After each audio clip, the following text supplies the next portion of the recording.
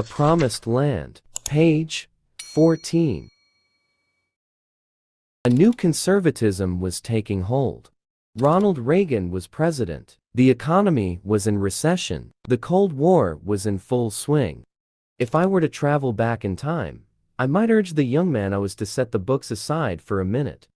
Open the windows, and let in some fresh air. My smoking habit was then in full bloom.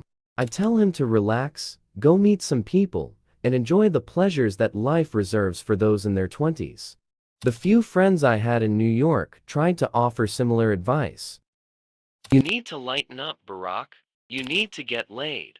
You're so idealistic. It's great, but I don't know if what you're saying is really possible. I resisted these voices. I resisted precisely because I feared they were right. Whatever I was incubating during those hours spent alone, whatever vision for a better world I'd let flourish in the hothouse of my youthful mind, it could hardly withstand even a simple conversational road test. In the gray light of a Manhattan winter and against the overarching cynicism of the times, my ideas, spoken aloud in class or over coffee with friends, came off as fanciful and far-fetched, and I knew it. In fact, it's one of the things that may have saved me from becoming a full-blown crank before I reached the age of 22. At some basic level, understood the absurdity of my vision, how wide the gap was between my grand ambitions and anything I was actually doing in my life. I was like a young Walter Mitty, a Don Quixote with no Sancho Panza.